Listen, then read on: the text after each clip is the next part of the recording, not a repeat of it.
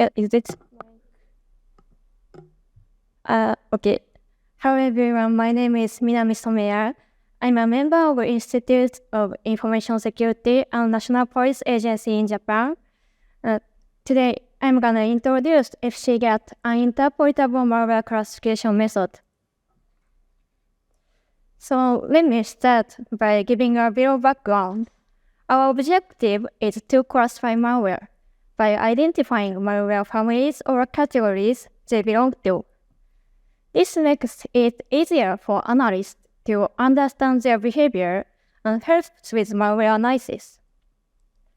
Conventional signature-based methods have limitations that cannot keep up with creating pattern files of new malware.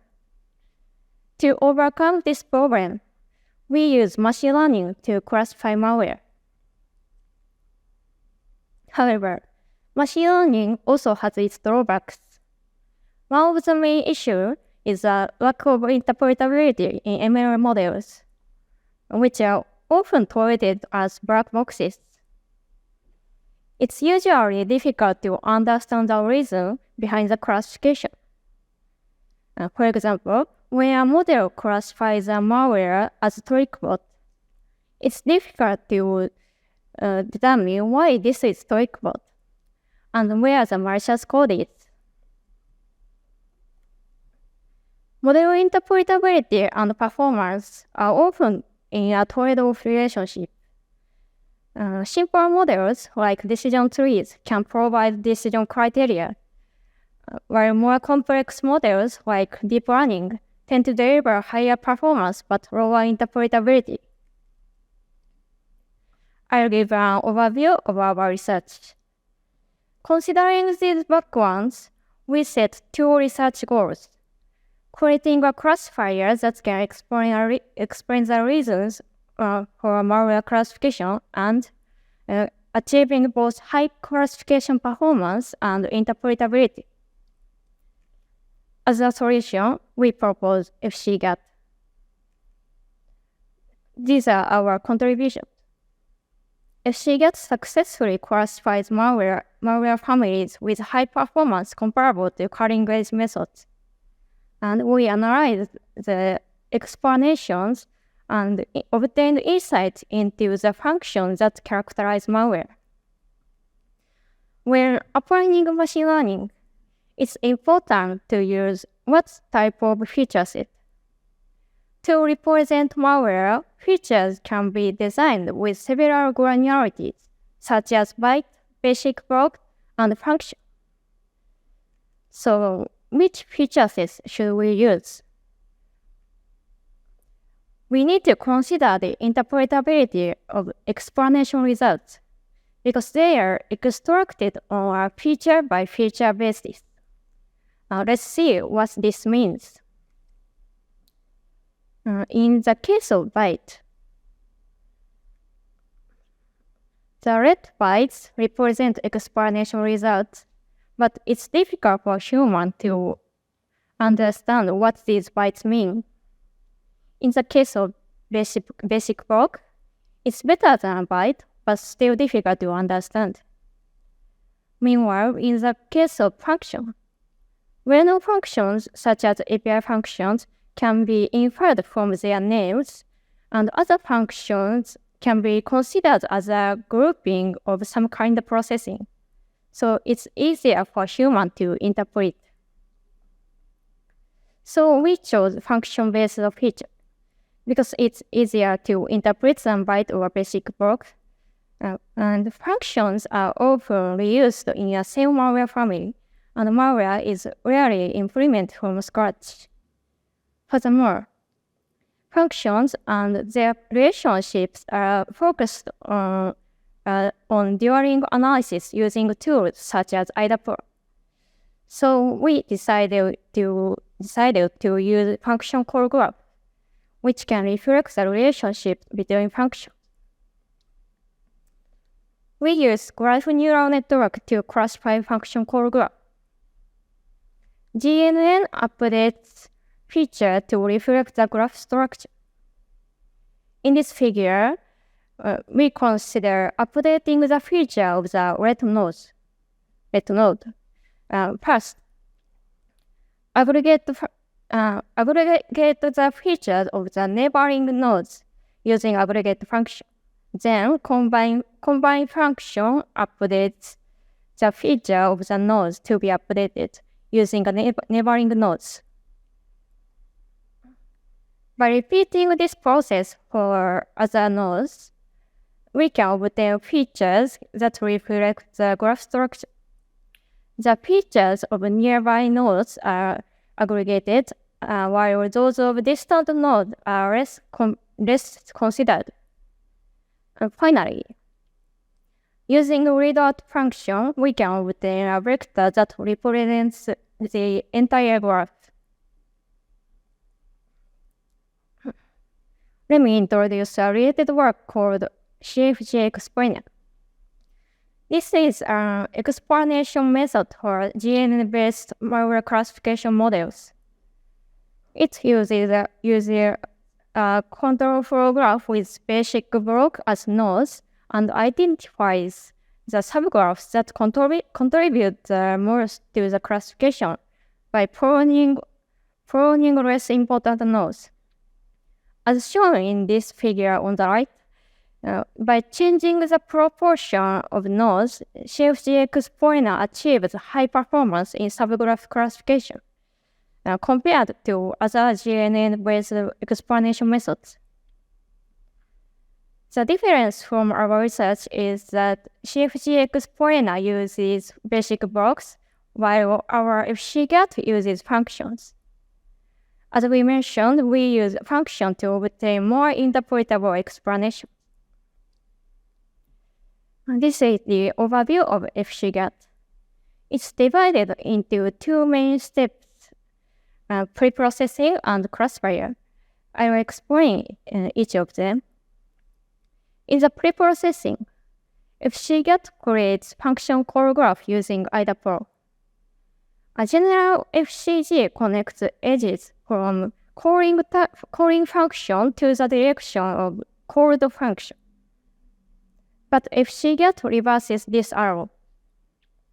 This is because the processing of called function is encoded in that of calling function. Therefore, the features of called function should be aggregated in calling function. So reverse FCG is used. The next step is creating function vector.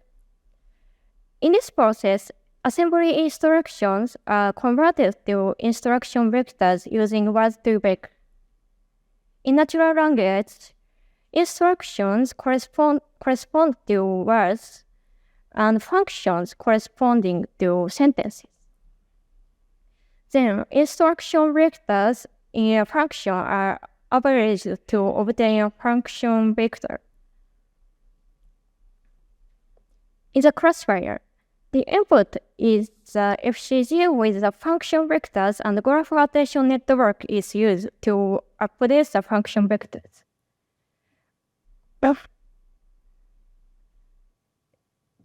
And the readout process uses set. I will explain the next slide. Finally, fully connected layer classifies into a number of classes. The key to interpretability is set in the readout process.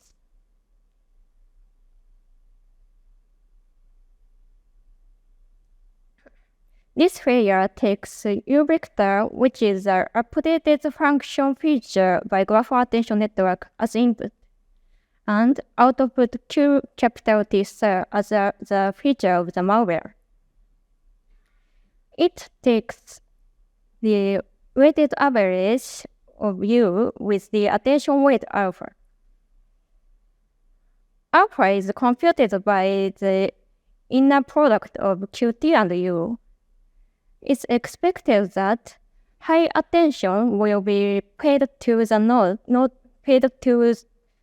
features that are important for classification. We can obtain important functions by analyzing the alpha's value. When explaining the classification result, FCGAT provides the importance ranking with the function name and the importance alpha. Moving on to the experiments. We conducted two types of experiments. The first is classification performance. We perform malware family classification and compare it with the results of existing methods. My et al. Evaluated the performance of several measure methods and we compared our results with those. We conduct a replication experiment of GML method, which uses FCG but is not interpretable. The other is classification interpretability. In this experiment, we perform malware category classification and extract the importance ranking of the function as explanations, and confirms the effectiveness of them.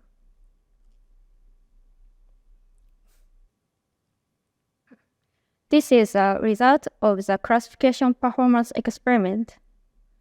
We experiment on two datasets, malware bazar dataset and BIC 2050.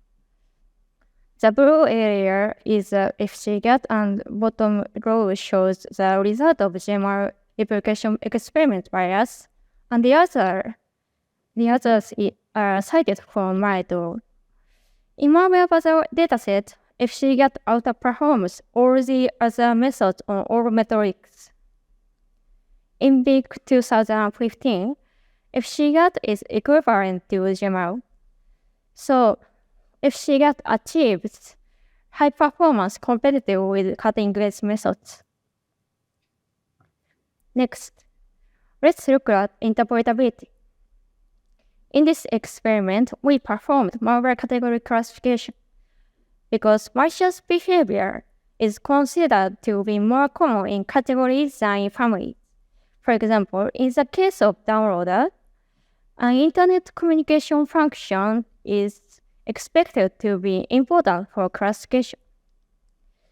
And in the case of ransomware, an encryption function is expected to be important.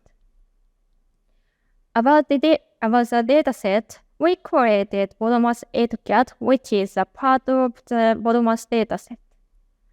We would like to focus on the characteristic of malware, so we excluded as many packed samples as possible. We used PID and excluded packed detected samples from the bottom-up dataset. In this way, we obtained bottom-up 8-cat shown in the table and experiment using this. So, how much do important functions contribute to classification? To verify that, we measured classification performance of subgraphs. This method is based on the CFG experiment mentioned in our related work. A trained model was created using bottom-up 8-cat dataset, and attention weight was calculated for each function in each sample. We created subgraphs from the top of the ranking with different percentage of nodes in the graph and evaluated classification performance. If our small subgraphs shows high classification performance, we can say that FCGAT is paying attention to functions that contribute highly to classification. Here are the accuracies for the subgraphs. The graph shows accuracies as a percentage of the number of nodes, and the table below shows the value and the average number of nodes.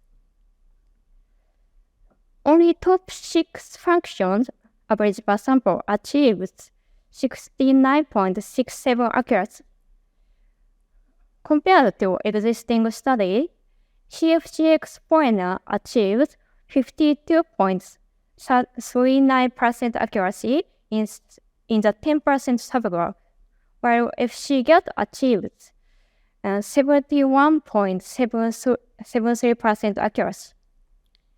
We found that using function, malware can be characterized with a small number of nodes.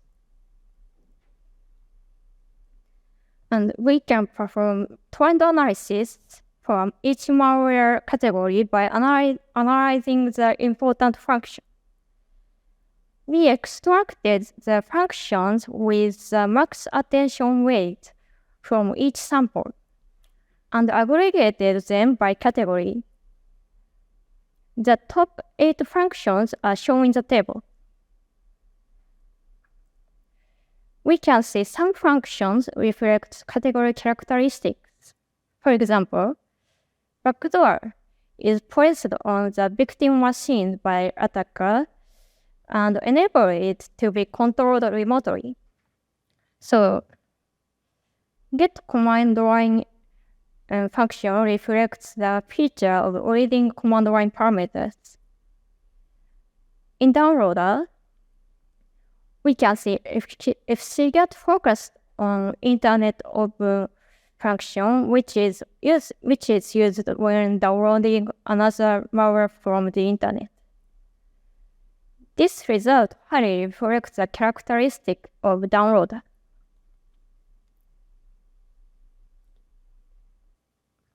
Finally, as a case study, we will see GunClub, a ransomware that appeared in 2018. We look at GunClub number 1 and number 2, and their importance ranking of the function.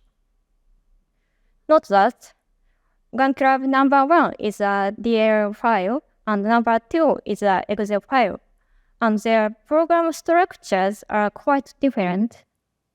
However, by focusing on the common functions, AES encrypt and AES decrypt, FCGAT were able to correctly classify them.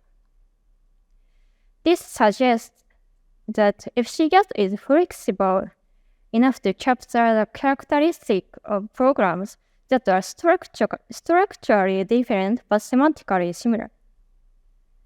In this case, it is easy to guess the behavior from the function name because the function name is named by IDAPO's Lumina server. But even if it's difficult to guess from function name, FCGAT can focus on the characteristic functions because it uses assembly code. And we believe that these explanations are useful for malware analysis. Conclusion. We have proposed FCGAT. To the best of our knowledge, this is the first study to explain malware classification on a per-function basis. We evaluated its classification performance and found that it achieved high performance competitive to the latest method. Finally, we confirmed the effectiveness of the explanation. We have seen functions that reflect the malware feature. We showed that a small number of functions can characterize malware. The contract address is here. Thank you for your attention. How many classifications? No, for your F-score calculations. How did you determine what was a false positive, true positive, false positive, true negative, false negative? Sorry. In that big table where you listed out precision and recall and F-score. Yeah, this one. Yeah. How did you determine what was a true positive and a true negative, which is what you need to compute these precision and recall values? Yes, we used two datasets, a malware bazaar dataset and Big 2015. This contains grand truth, and we use the label. So they have like function names, and you can extract those from the malware bazaar dataset? Yes.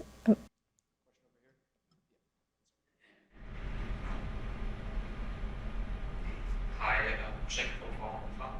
I was also wondering about your data set.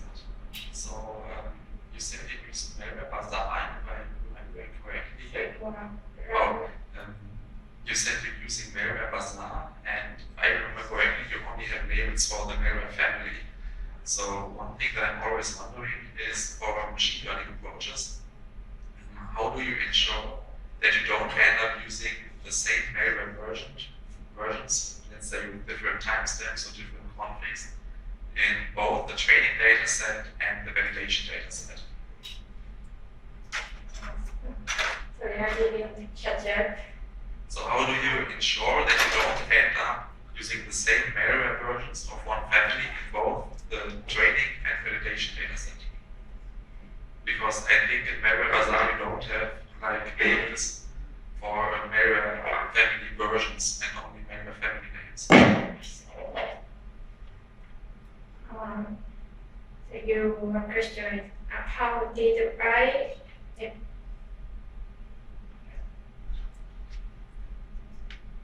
We can also discuss it later. Thank you. I have just one question about data set as well. So, were the programs themselves obfuscated or unobfuscated?